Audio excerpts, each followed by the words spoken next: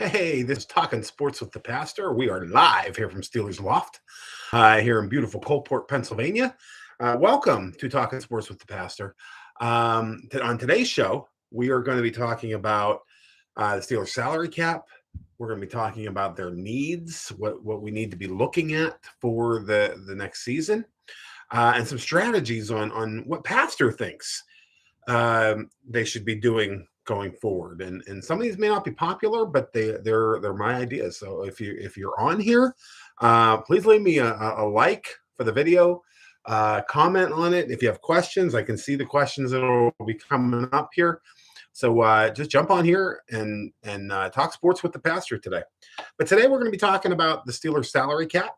Last year they really had to do some finagling to get some room in the cap. This year, even with the contract signing of TJ Watt, which was a huge contract, huge deal, huge salary cap implications, right now they still sit $27+ million under the cap. They have a lot of room. But even though they have a lot of room, there are 5 moves that I would consider making right now. And I'm going to go over these 5 real quickly. 4 of them I definitely would do in a heartbeat. The 5th one is going to take some investigating. We're going to start with that one that's going to take some investigating.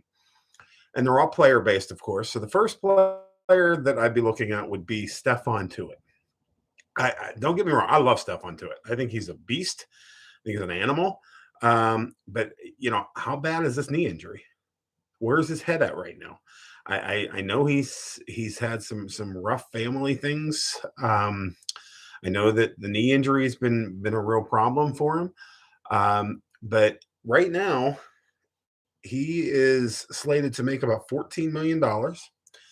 And if we would move on from Stephon Tuitt, if we could trade him, which I think he's got some trade value, we'd save $4.3 million against the cap, which is significant for someone that you don't know what kind of shape he's going to be in going forward. You hope that he's going to be in good shape. So that's the one that's a little iffy for me. I don't know what I would do with that. Second of all, at linebacker, Joe Schobert. This is a no-brainer. He's $1.9 million in dead money and $7.8 million savings against the salary cap. I don't think this gentleman is worth $10 million a year. I saw him play last year. I was excited to bring him in to see what he had because I saw the games that he played against the Steelers. He was chasing a lot. He was tackling and chasing. He wasn't in on the point of attack a lot. If you watch his game is a lot of chase and tackle, and that's not the style we need. We need people who are going to be making plays, in the opponent's backfield. That's $7.8 million we could save against the cap. That's a definite.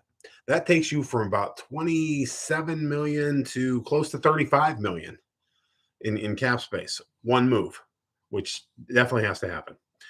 The next one is a little tough for me because I love this guy. I've loved this guy for a couple of years, but it's all going to depend on where he's at, and that's Zach Banner. Zach Banner is a good offensive lineman. Is he a starting offensive lineman?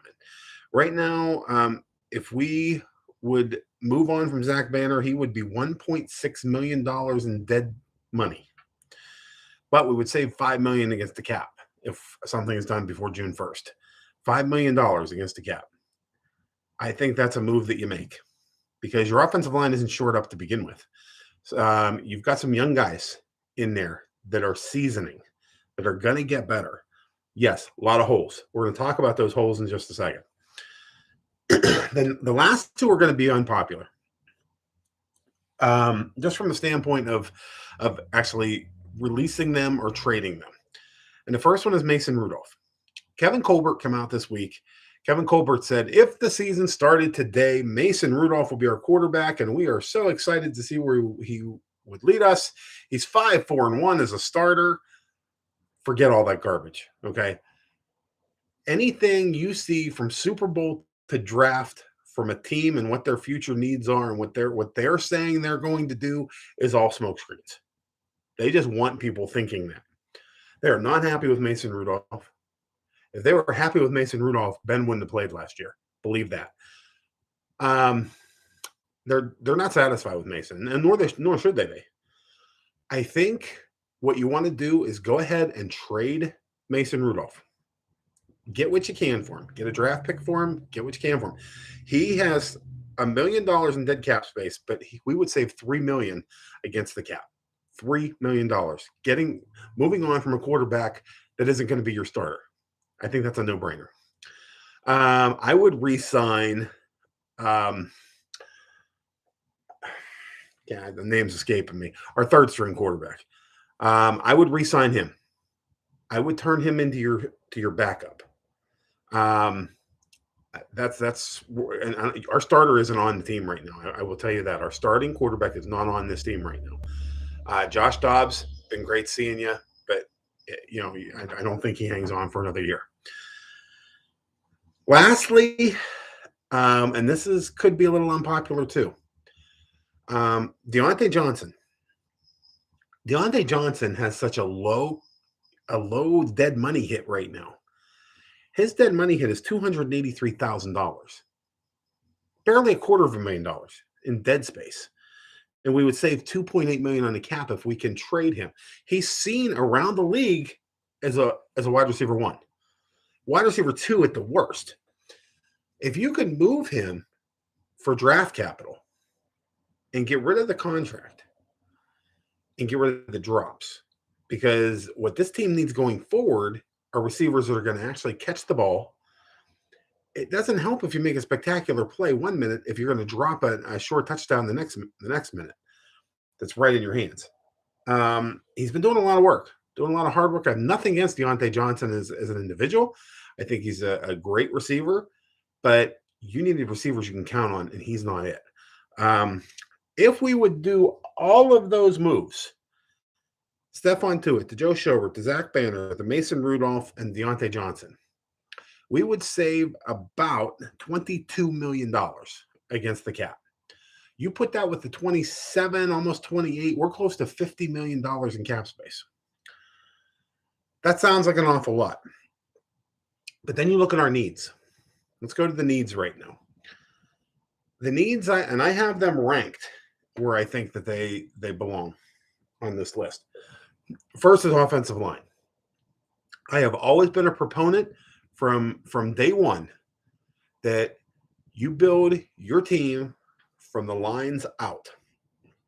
Offensive line, defensive line. Control the line of scrimmage. Whether you're running the ball, whether you're passing the ball, you control the line of scrimmage. Offensive line is a problem. Address the offensive line.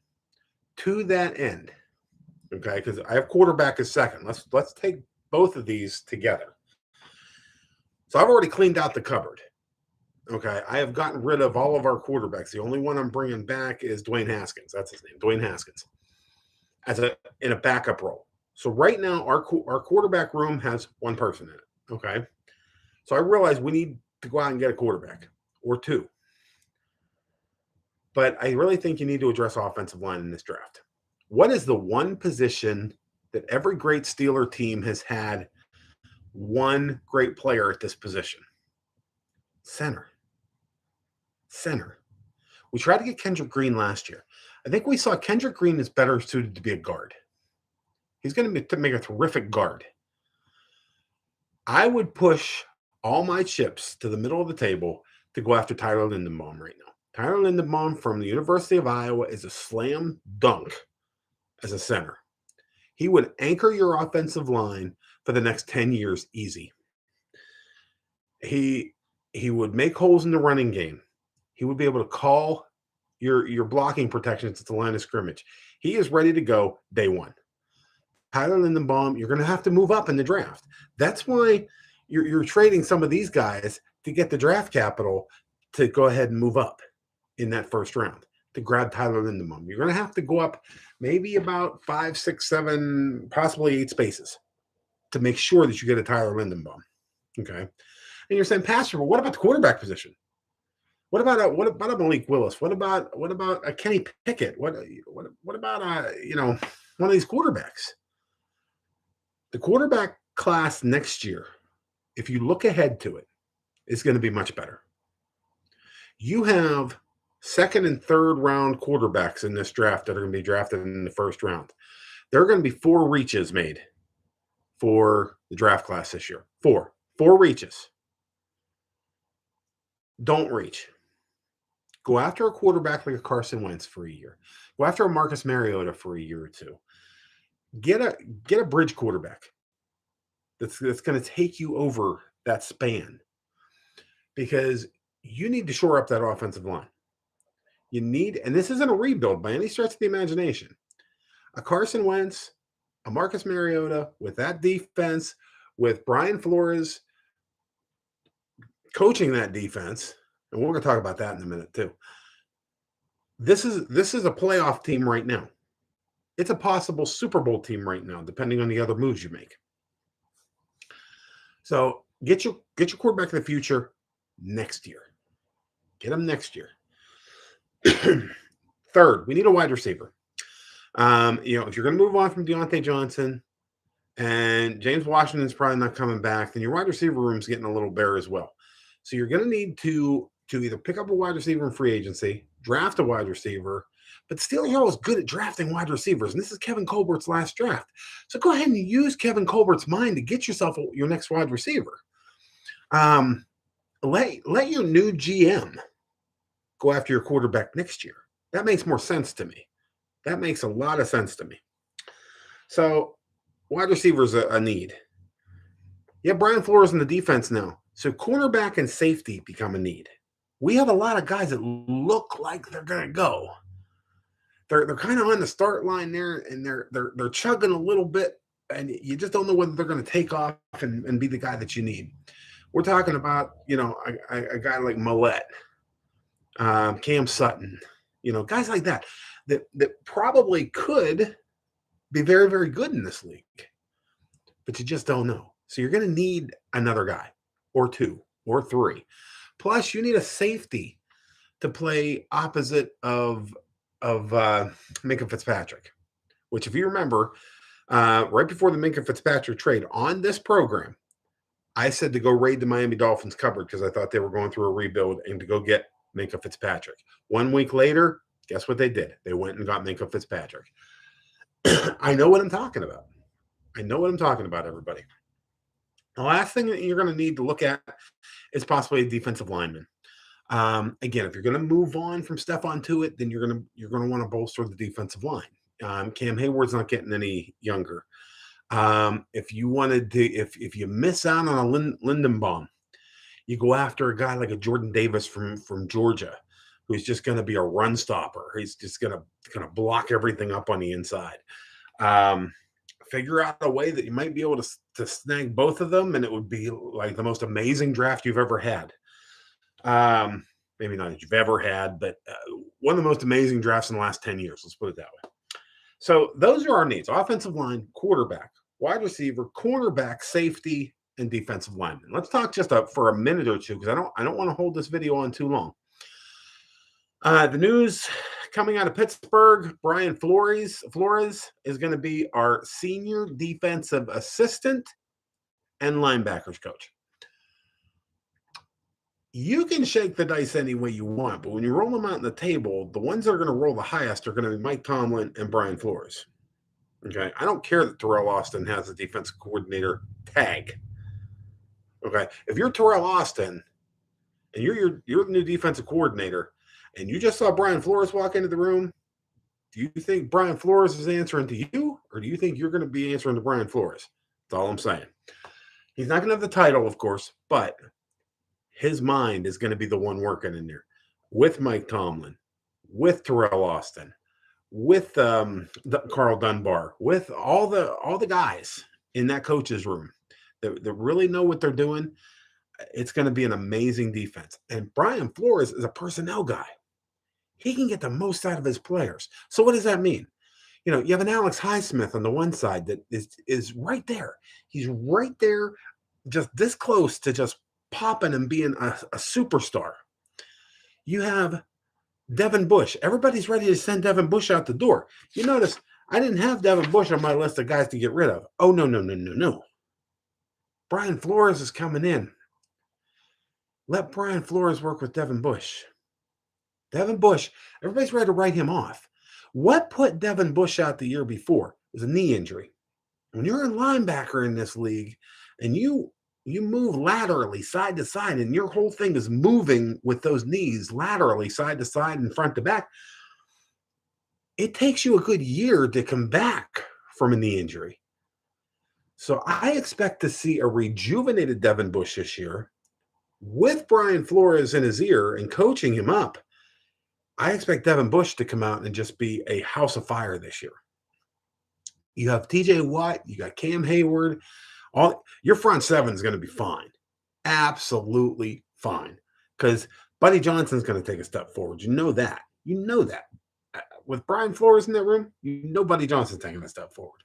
So, and not to mention guys like Isaiah Loudermilk and, all these guys that are just in their first year, are going to take a jump forward just because Brian Flores is in the building. So the Brian Flores hire, great hire. I love the hire. So I wanted to talk about that a little bit today.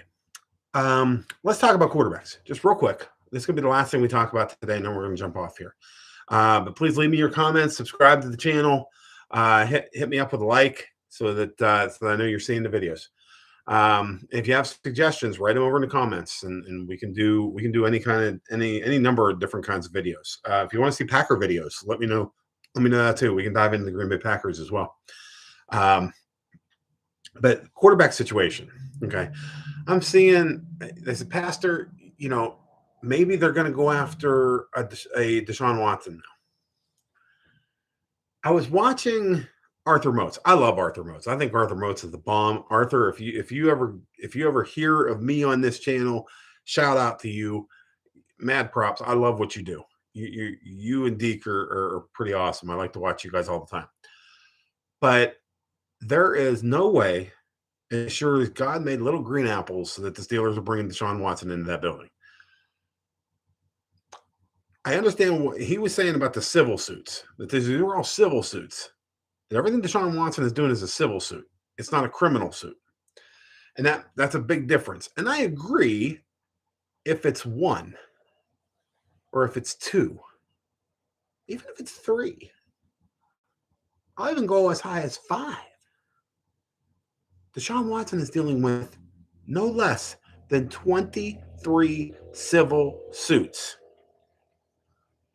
And I'm going to use a term, and I hope I don't get banged for this, because this is a term that you see in the movie Days of Thunder with Tom Cruise. There's a scene where they're sitting there around a table and they've been banging cars against each other, and they're doing some dangerous stuff. And the president of of NASCAR, whatever it is, comes in and says, I'm gonna take your cars apart for 300 laps.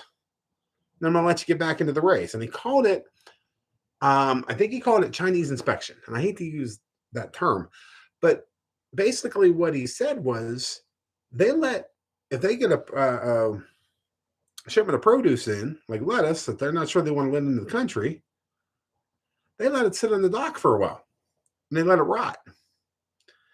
Then by the time they get around to inspecting it, there's nothing left to inspect. All its usefulness is gone because it sat on the shelf for so long. Hello, Deshaun Watson.